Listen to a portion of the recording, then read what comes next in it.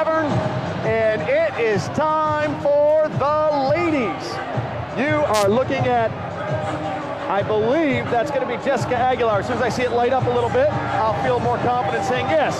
Jessica Aguilar out of Deerfield Beach, 25 years old, 5'4", 120 pounds, 4-2, one of my favorite fighters of all times, trained by Marcos Tamata, ATT Miami.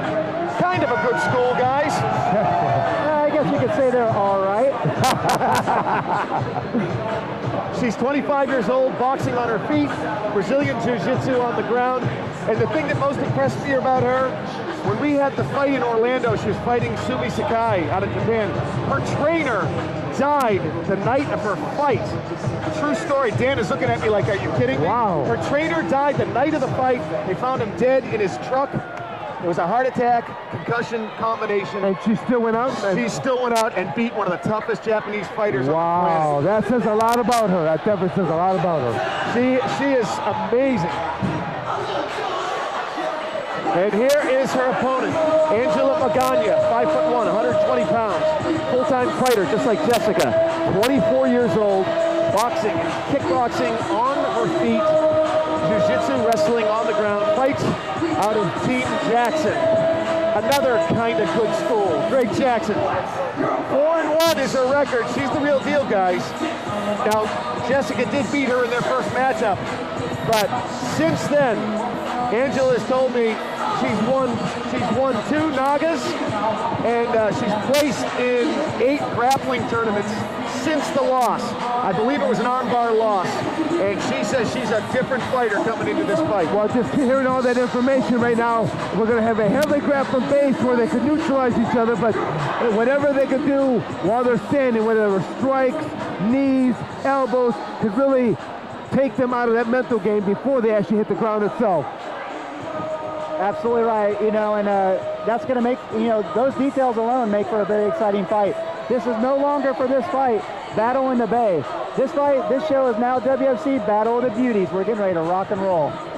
As you said earlier, Angela's only loss on her entire record coming to the woman who is across from her in this cage, and that is Jessica Aguilar. 4-2 Aguilar versus the 4-1 Magana, and there is definitely going to be some fireworks. I'm excited to see it. You guys ready? Well, let's do it. Let's get it started. And now, ladies and gentlemen, World Fighting Championships is proud to present 2 of the best female mixed martial artists in the Tampa area, proving that mixed martial arts is not for men only. Fighting out of the blue corner, she stands 5'4", weighing in 120 pounds, with a mixed martial arts record of 4 victories with just 2 defeats. From Deerfield Beach, Florida, Jessica Aguilar. And her opponent fighting out of the red corner, 5'1" tall, 120 pounds, with a mixed martial arts record of 3 victories with 1 defeat and 1 draw. Fighting out of La Plata, New Mexico, Angela Magana. When the bell rings, referee in charge of the action is George Alonso. It's time to get started. Third man in, as you heard John Sanders say, George Alonso. It's women at 120 pounds. Magana in the blue, Aguilar in the red. Here we go. Touching gloves, showing respect, and coming out. Both girls swinging. Nice right there by Angela.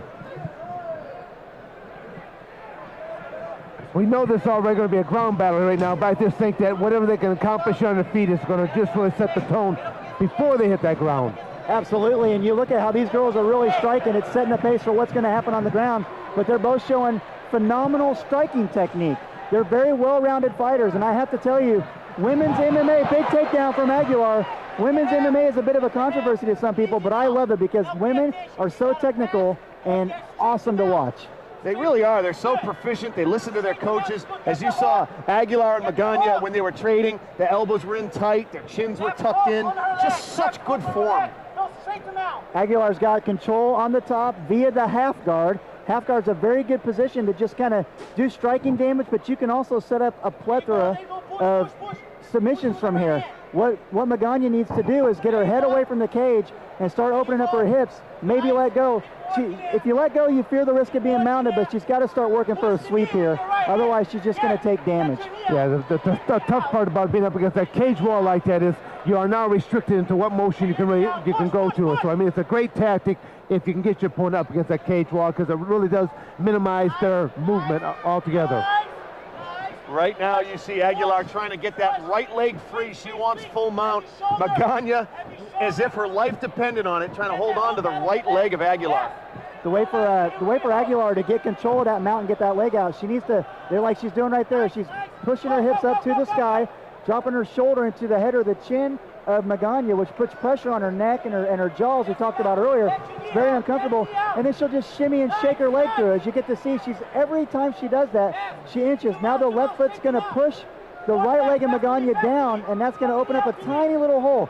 And Dan, you know, all you need is about a centimeter of space to be able to get your foot out of there. You don't need much. She just got it out, but they switched half guard sides. That's pretty awesome right there. Great defense there by Magana, because Jessica was knocking on the door there. That's heads up on Magana's part, because it's very easy once you lose that position to give up the mount. It's very difficult to go to the other side half guard in that position. Yeah, Magana is trying to keep the action really tight right there, trying to minimize what Jessica Aguilar is able to do in terms of strikes.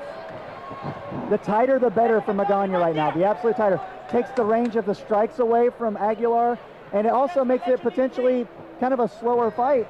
And Jorge Alonso is going to say, let's stand this up and start all over again. And that's going to be the best thing to happen for Magana right here, if she can make it happen. Yes. Good point. About 3 minutes have ticked away here in round one. And as you said, Magana hoping for that stand-up. Yeah. Aguilar is doing a good job about they did get the stand-up. I thought she was doing a great job of keeping them busy, but that's the kind of thing, guys, where you wonder who got more tired in that exchange. Someone holding the half guard or the other person passing the half guard? Yeah, and it's a nice prediction there, Ben Gloss, of the stand-up. That was the strategy Magana went with, and Alonso had seen enough static or lack of action and stood him up. Smart thing to do when you have a dominant grappler on top of you right there. Jessica's got some nice combinations that she was doing there with her hands. Once again, up against, going for that double A takedown. Big slam set up, big takedown going. Oh, Magana taking a hold of the fence right there. She's probably going to get a warning for that. Yeah, she had held the fence early on in the fight, and Alonso got the handoff quickly. I would imagine she's very quick to, very in the danger zone of picking up that warning from Alonso. I don't think grabbing the fence in that case that we just saw really stopped the outcome. Maybe the force of the slam, but this is the position they were going to end up from there anyway. And we're right back to where we were the whole first half of the round. So again, we're looking at a tight control for Magana on the bottom. Maybe look for a sweep, but like you said, Dan, having your head against the cage is a really hard position to sweep from, because you're just turning yourself right back into the cage. Yeah, I was actually kind of surprised. I would have thought that Jessica Aguilar would have brought her more out to the center, would have slammed her right down there, and then had all kinds of movement to move about. Absolutely. But here we go. There's SK coaching on right now. That's what the coaches for Jessica Aguilar are trying to get her to get that forearm in here, push away, use that body weight, compression, push away. Then you can actually drop a couple of forearm smashes. Jessica taking her opponent right over to her corner. She's right in front of Marcos Tamata and Jennifer Baronico, two great coaches, and they are giving her instructions. And Jessica, very, very good at listening to those instructions. Well, I have to say, I agreed with Dan when he said, let's go to the middle of the cage so you have room to work. But if you look at this, Aguilar knew that's what she was doing. She did the takedown right in front of her corner so she can listen to her coaches and get that advice. Sometimes you just need world champion Parampana from American Top Team telling you what to do to give you the next step. Two great schools represented here in the cage. Jackson's school, represented by Angela Magana. She dedicated this fight to both her daughter, Delilah, and her team.